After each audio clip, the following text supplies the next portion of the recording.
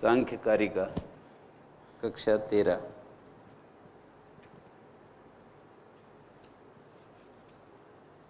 तो सत्कार्यवाद को इन्होंने यहाँ पर सिद्ध करके दिखाया कि कार्य सत होता है। उसके 5 हेतु दिए हैं कि असद अकरणात्, असत पदार्थ की अभिव्यक्ति नहीं होती, न असद उत्पादो नृशृंगवत, न असत उत्पादो नृशृंगवत, ऐसा सांख्य का सूत्र है। उसको पकड़कर ये पहला हेतु है। उपादान ग्रहणात्, ये वैसा का वैसा वहाँ भी पढ़ा है सांख्य में। सर्वत्र सर्वदा सर्वासंभवात, ऐसा सूत्र सांख्य है, उसको इन्होंने संक्षेप से सर्वसंभव अभावात कह दिया। सक्त सकरणात ऐसा ही पढ़ा है, कारण भावात, ये भी। तो ये 5 हेतु सांख्य सूत्रों में पढ़े हैं, उन्हीं को यहाँ पर कारिका में कलेक्ट किया है। सर्वसंभव अभावात, उपादान ग्रहणात, एक एक हेतु, माने किसी एक उपादान कारण से सारे कार्यों की उत्पत्ति होना संभव नहीं है। कार्य सत होता, कार्य उसमें कारण में यदि सत न होता और कार्य सत है कारण में, कार्य कारण में सत है, कार्यम सत, कैसे? असद अकरणात्, असत से सत उत्पन्न नहीं होता। एक तो ये हेतु दिया। उपादान ग्रहण से भी, उपादान के नियम से भी, उपादान के नियम से भी ये जाना जाता है कि कार्य कारण में रहता है। उपादान का नियम नहीं बनेगा यदि कार्य कारण में न माना जाए, माने कारण का वही उपादान कारण निमित्त कारण, तो उपादान कारण का नियम नहीं रहेगा यदि कार्य प्रत्येक व्यक्ति जिस जिस वस्तु की उसे आवश्यकता होती है उसके अनुसार कारण को ग्रहण करता है। तो दही का इच्छुक दूध को ग्रहण करता है, पानी से दही नहीं बना सकते। तो जहाँ वो कार्य कारण में होता है वहीं से वो कार्य उद्बुद्ध होता है। जिस कारण में वो कार्य नहीं होता वो कारण अलग चीज को पैदा नहीं करके पैदा कर सकता, उत्पन्न कर सकता है, अभिव्यक्त कर सकता। यानी जल से दही नहीं बनता, दूध से ही दही बनता है। इसका तात्पर्य हुआ कि दूध में वो कारण है और जल में वो कारण नहीं। तो कल आचार्य वेदमित्र जी ने जो प्रश्न उठाया था कि फिर तो प्रकृति में सब कुछ है तो सब कुछ पैदा होना चाहिए, तो प्रकृति तो मूल एक, उसको ऐसे देख रहे हैं, प्रकाश क्रिया स्थिति।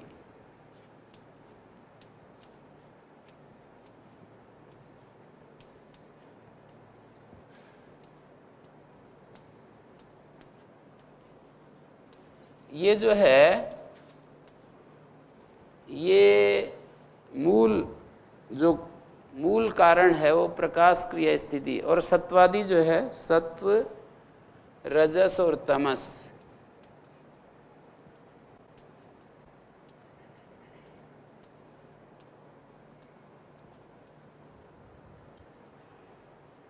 इसका सत्व रजस तमस जो है प्रकाश क्रिया स्थितिशील, ये समस्त कार्य मात्र में ये हमको मिलेगा। और ये आज जो हम कारिका पढ़ने जा रहे हैं उसमें यही दिखाएंगे ये कि इसमें क्या साधर्म वैधर्म है।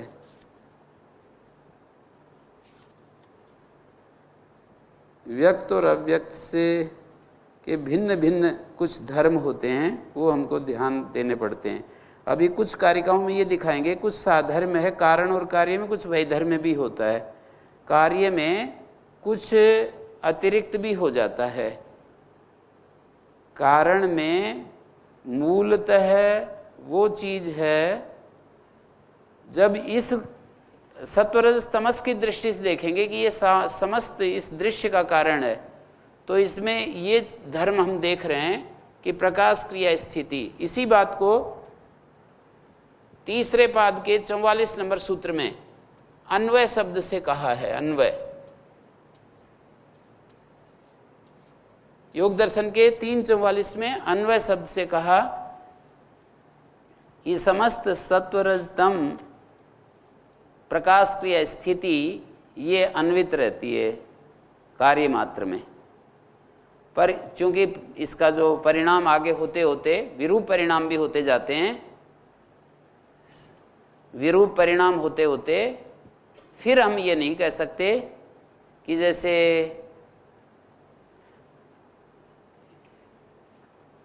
माने इस मनुष्य शरीर में जो चीज़ें आ रही हैं उसमें सारी जितनी भी जीव जगत की चीज़ें हैं वो सारी इसी मनुष्य शरीर जिस उपादान से पैदा होता है उस उपादान में दुनिया भर की सारे कार्य इसमें भी हैं, ऐसा नहीं कह सकते।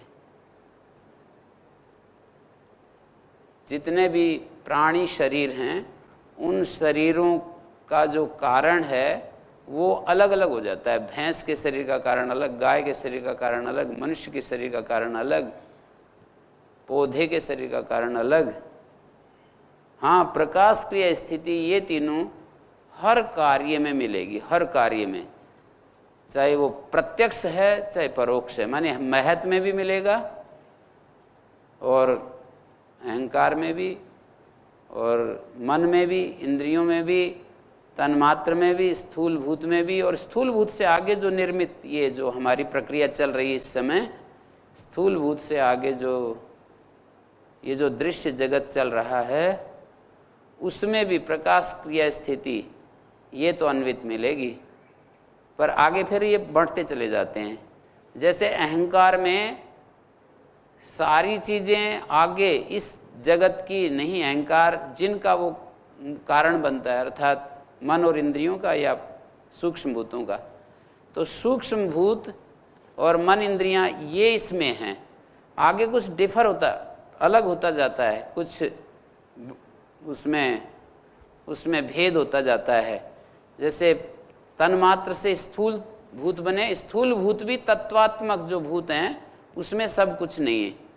ऐसे नहीं कह सकते कि जो स्थूल भूत हैं उनमें सारी दुनिया के जितने भी कार्य हैं वो सारे निहित हैं, उससे भी फिर कुछ अलग अलग विभाग होते चले जाते हैं। तन्मात्र और स्थूल भूत में अंतर ये है कि जो इंद्रियों के द्वारा प्रकट होता है, अनुभूति में आता है, वो स्थूल भूत है, और जो इंद्रियों की पकड़ में नहीं आता है वो सूक्ष्म भूत है। हमारी आँख की पकड़ में रूप आता है, पर वो तन्मात्र आँख की पकड़ में नहीं आता, रूप तन्मात्र। और आँख जिसको देखती है वो तो काला पीला नीला हरा देखती है।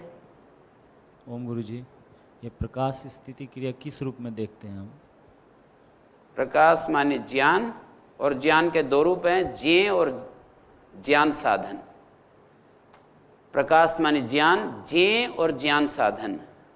ज्ञान का साधन जो है वो प्रकाश है, और जिसको हम जानते हैं वो भी प्रकाश है। तो ये सारी दुनिया की चीज़ें जो हमें है रूप में अनुभव होती हैं, अस्तित्व के रूप में अनुभव होती हैं, ये प्रकाश धर्म के कारण हो रही हैं, और उनमें परिवर्तन चल रहा है।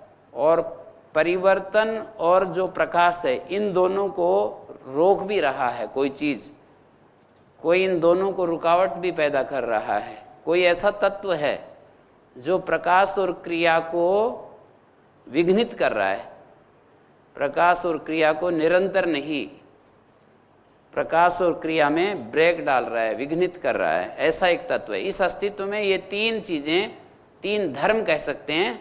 वैसे धर्म नहीं, ये पदार्थ हैं मूलतः है। सत्वादि नाम अतद धर्मत्वम तादरूप्यात्। सत्वादि जो हैं धर्म नहीं हैं, ये धर्मी हैं। तो प्रकाश एक धर्मी, क्रिया एक धर्मी। क्रिया शब्द सुनते ऐसा लगता है क्रिया धर्मी कैसे हो सकता है, और मैं अभी इस निष्कर्ष पर मैं पूरा इसको व्याख्या नहीं कर सकता हूँ, अपने को मैं पूरा कॉम्पिटेंट नहीं समझ रहा हूँ कि क्रिया को मैं किस तरह से द्रव्य सिद्ध करूँ, पर ये शास्त्र की बात कह रहा हूँ, शब्द प्रमाण को आपके सामने रख रहा हूँ कि इन तीन को धर्म बताते हैं, ये धर्मी बताते हैं, धर्म नहीं धर्मी हैं ये।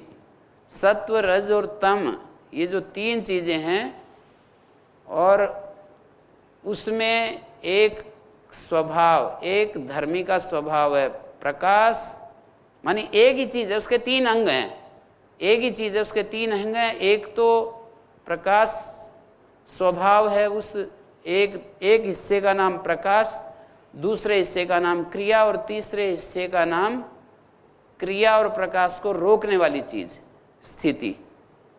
प्रकाश और क्रिया को विघ्नित करने वाली चीज एक है, पर उसके तीन अंग हैं ये। उसका एक हिस्सा प्रकाश, उसका एक हिस्से में, और कभी उसमें क्रिया बढ़ जाती है, कभी उसमें प्रकाश बढ़ जाता है, कभी स्थिति बढ़ जाती है। ये आगे पीछे गुणों का चक्र बदलता रहता है हर चीज में। जैसे हमारी आंख है ना, इसमें भी प्रकाश क्रिया स्थिति है। हमारा हाथ है, इसमें भी, गाय के दूध में भी, एक कोई पेड़ पौधा है उसमें भी, पत्थर में भी, भूमि में भी, सूर्य चंद्रमा आकाश में भी, किसी भी चीज में प्रकाश क्रिया स्थिति, प्रकाश क्रिया स्थिति। तो एक तो प्रकाश का अर्थ है, मैंने कहा, एक तो ज्ञान साधन के रूप में, और एक ज्ञेय के रूप में।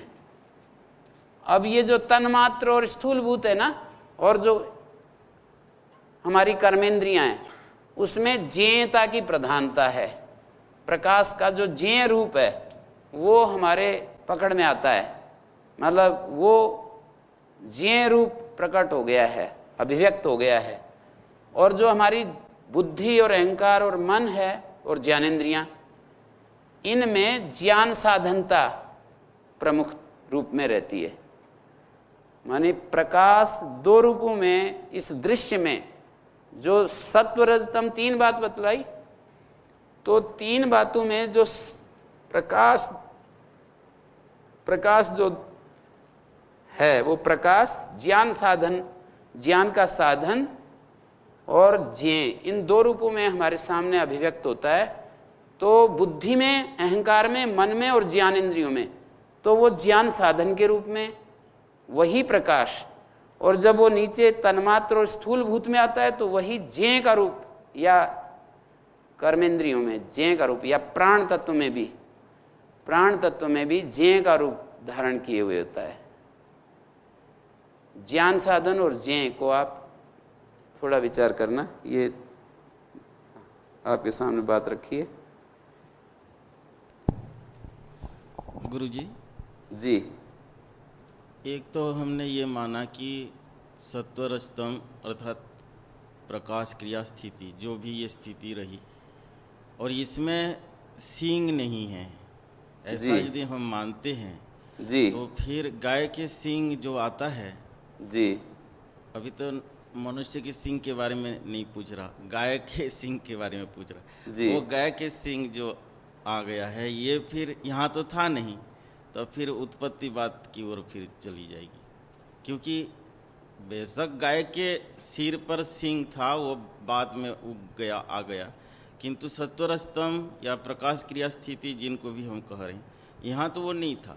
यदि नहीं था तो फिर गाय के सींग के रूप से जो आना, वो कैसे आया? ये फिर वहीं उत्पत्ति हो रही है। भले वहाँ पर अभिव्यक्ति है उसी स्थिति में, किंतु इस स्थिति को देखते हैं जो अब इसको तो बस इतना ही बताते हैं कि कार्य में जैसे विरूप परिणाम होते जाते हैं, तब ये तो सींग जो गाय में के सींग पैदा हुए या भैंस के सींग, ये तो बहुत ही प्रकृति की उत्तरकालिक अवस्था में परिणाम होते जी, माने उसमें तो नहीं, पर उसमें जो परिणाम हुए महत बुद्धि में, बुद्धि अहंकार से तन्मात्र से स्थूलभूत, फिर उससे आगे और बहुत सारे अनंत प्रकार के परिणाम हो गए।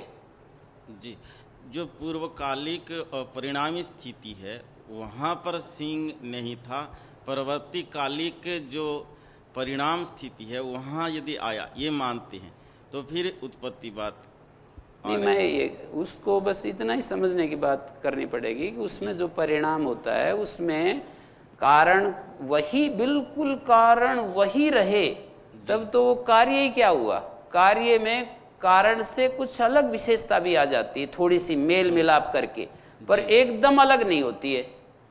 हाँ। थोड़ी सी अलग उसमें आती रहती है, उसके विषम परिणाम भी होते हैं जी। तो क्या हम ऐसी स्थिति में भी अभिव्यक्तिवाद को मान सकते हैं कि गाय के सींग उगता है तो वहाँ तो सींग था, और उससे परवर्ती कालिक के पूर्ववर्ती कालिक जो स्थिति है वहाँ पर सींग न होते हुए भी अभिव्यक्तिवाद को सिद्ध कर सकते हैं ऐसी। हाँ, वो स्वरूप परिणाम विरूप परिणाम वो इसी तरह से देखते हैं कि वो पूरा का पूरा ही, जैसे जल से तो दही नहीं बनता पर दूध से दही बनता है, पर दूध से दही बनता हुआ भी ऐसा नहीं है कि बिल्कुल वही है, कुछ अलग भी हो गया ना जी। दूध से दही कुछ अलग हो गया है जी। चीनी और दूध को मिलाने से एक नवीन टेस्ट आ रहा है, तो वो चीनी में न तो हम देख रहे थे न दूध में, किंतु दोनों मिलित स्वरूप में एक नवीन परिणति, नवीन मधुरता आई है। उसमें तो फिर भी हम कह सकते हैं, दूध और चीनी में तो फिर भी कह सकते हैं कि वैसा ही है, पर दही की जो बात है ना वो बिल्कुल अलग प्रकार की हो जाती है कि दूध से एक अलग परिणाम हो गया दही जी। इसलिए मैं ये उदाहरण दिया कि यहाँ हम क्या माने कि ये नवीन गुण आया है, ऐसा माने कार्य गुण के रूप से, अथवा वो उसमें है, ऐसा ही मानना पड़ेगा कि उसमें है, वो उसमें है और उसमें रहते हुए वो अभिव्यक्त हुआ है। तो चीनी में था या दूध में था या दोनों में था, ये एक बात और आएगी, अर्थात दोनों में था ऐसे मान लें। हाँ, चीनी और दूध में तो दोनों में ही है वो, पर मैं उसका उदाहरण दे रहा हूँ दूध और दही का। दूध में जैसे दही है क्या जी, वहाँ तो समस्या नहीं, किंतु चीनी और दूध में समस्या आ रही है। चीनी और दूध में तो है ही, चीनी में मिठास है, दूध में मिठास है। अभी जो नवीन गुण आया ये कार्य गुण, उत्पत्ति रूप गुण हुआ या अभिव्यक्ति? नहीं, वो तो सांख्य वाले तो अपनी इनकी स्थापना यही है कि वो पहले है और अभिव्यक्त होता है जी। हम उसको उनके विचार में तो ऐसे ही समझना पड़ेगा, और नैयायिक लोग इसको कहते हैं कि उत्पत्ति होती है ये, इसीलिए तो कहते हैं वो, यदि ये एक ही होता तो फिर एक ही बात बोलते, फिर दो बात क्यों चलती जी। माने दृष्टि तो भेद है ही। तो आगे कहते हैं कि शक्तस्य शक्य करणात् सर्व संभव अभावात्, ये 5 हेतु दे दिए। सभी जिसमें उत्पादन की सामर्थ्य नहीं है उसको हम शक्त कहते हैं, और जो उत्पाद्य होता है वो शक्य होता है, उत्पन्न होने योग्य होता है वो शक्य होता है। तो जैसे शक्त मृत्तिका में शक्य घट उत्पन्न करने की शक्ति है, तो कुंभकार मृत्तिका से घट का निर्माण करता है, ये कहा जाता है शक्तस्य शक्य करणात्। तो इससे भी ये कार्य को सत सिद्ध किया कारण भावाच्च, और जिस प्रकार का कारण होता है उसी प्रकार का कार्य देखने को मिलता है। जौ के बीज से जौ की उत्पत्ति, और गेहूं के बीज से गेहूं, और धान के बीज से धान की उत्पत्ति। तो इससे भी ये पता चलता है कि जो रूप बीज में जौ की बालियां सूक्ष्म रूप से अनभिव्यक्त हैं, और वो जो का पौधा जब उगता है बड़ा होता है तो अभिव्यक्त हो जाती हैं। तो कार्य कारण की ये श्रृंखला को ही इन्होंने सत कार्यवाद के रूप में प्रस्तुत किया। कारण व्यापार से पूर्व ही कार्य सत है, ये इन्होंने सिद्ध करके दिखाया। तो ये जो दृश्य, इसे क्यों दिखाया, ये यूं कहा कि ये जगत का बीज अव्यक्त में है। इस जगत का जो बीज है वो हमें बेशक दिखाई ना दे, वो प्रकट ना हो हमारी आंखों के सामने, हमारे पास कितने भी या सूक्ष्म यंत्र हों, योगी लोग ये कहते हैं कि कोई समाधि के द्वारा भी प्रकृति का साक्षात्कार नहीं कर सकता।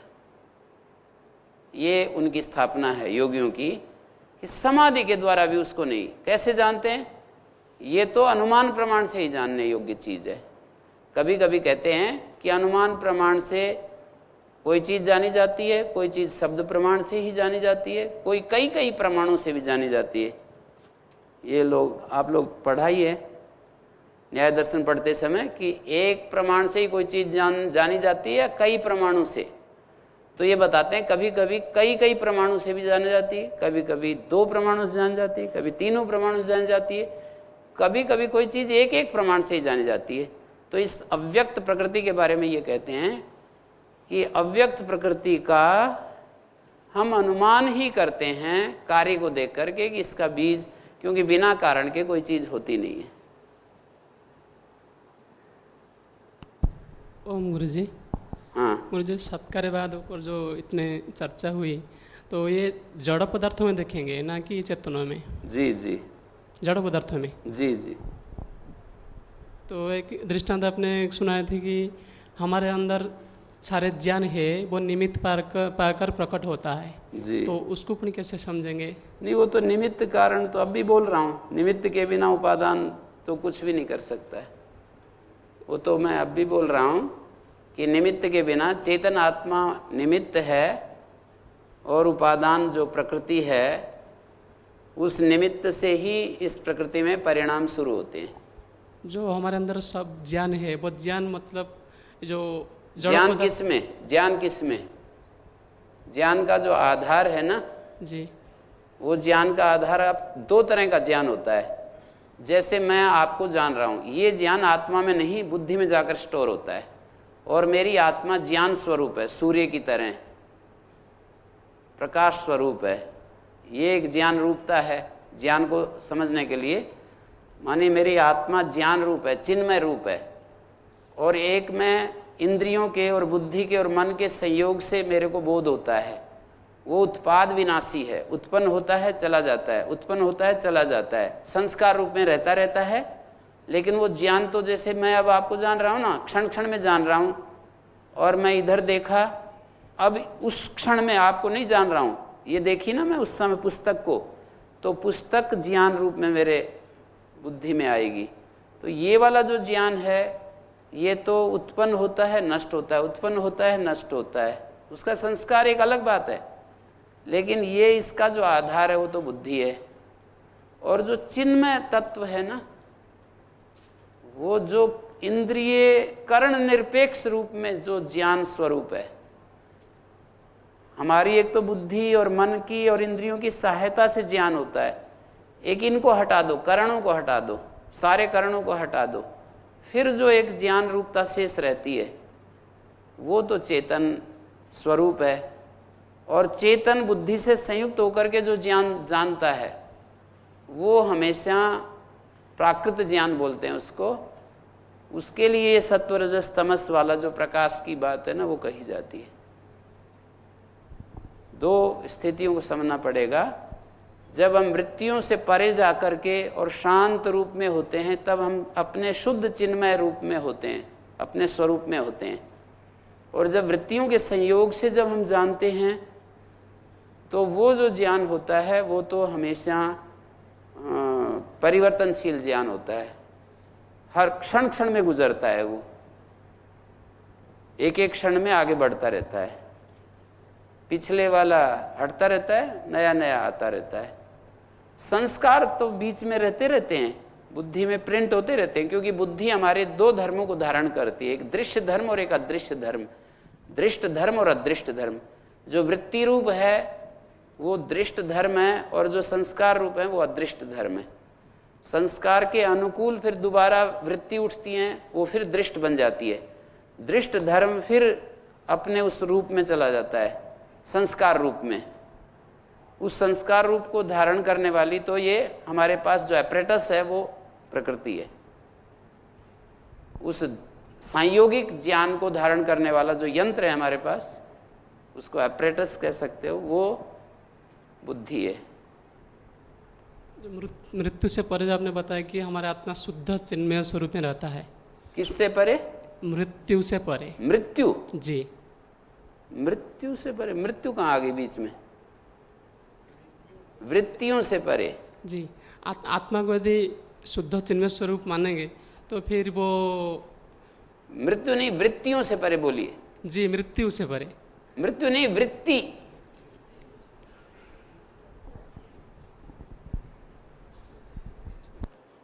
हैं?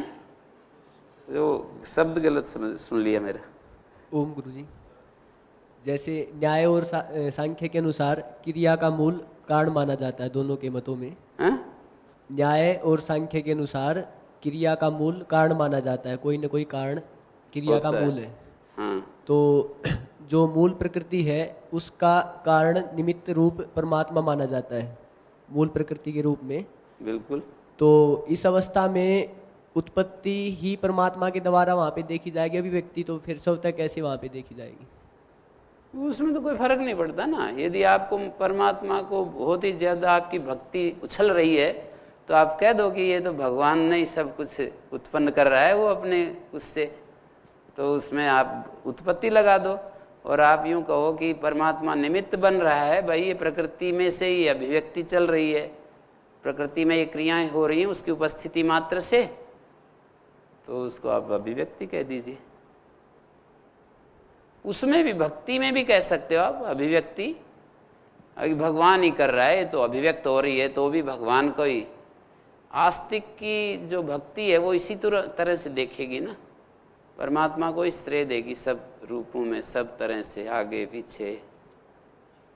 समस्त परिवर्तन का आधार परमेश्वर है, समस्त स्थिति का आधार वही है, समस्त प्रलय का, उत्पत्ति स्थिति प्रलय ज्ञान, सब का आधार वही है। तो हेतुमद अनित्यम, यहाँ मैं ये आगे जो है, ये जो है हेतुमत अनित्य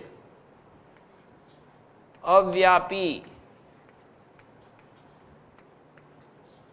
सक्रिय अनेक आश्रित लिंग सावयव परतंत्र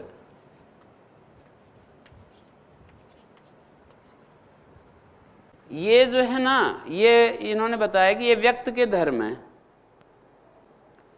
हेतुमत अनित्य अव्यापी सविक्रिय अनेक आश्रित लिंग सावयव परतंत्र, ये व्यक्त के लिंग है। अव्यक्तम एतद विपरीतम, एतत् विपरीतम, अव्यक्त इनसे विपरीत है। देखिए 1 2 3 4 5 6 7 8 9 चीजें पकड़ करके बतलाया कि ये व्यक्त के अंदर हमें देखने को मिलती हैं। अव्यक्तम विपरीतम, और जो अव्यक्त होता है वो इससे विपरीत होता है। ये हेतुमत है। अव्यक्त कैसा है बोलिए? अहेतुमत, ये अनित्य है। अव्यक्त कैसा है? नित्य है। ये अव्यापी है। व्यक्त अव्यापी है, एक देशी है ना, यहाँ है वहाँ है वहाँ है, ऐसे अलग अलग है ना, ये अव्यापी।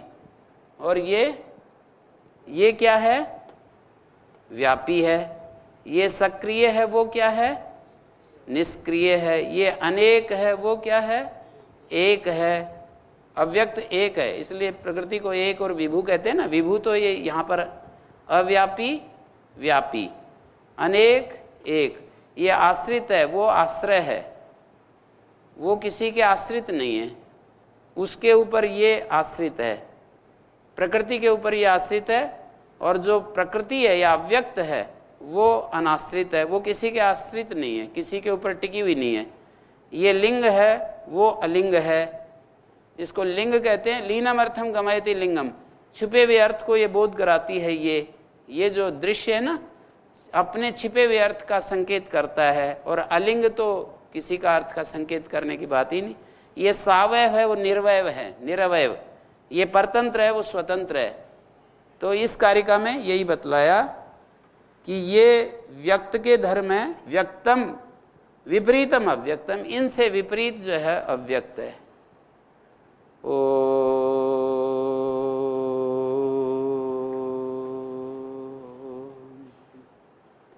शांति शांति।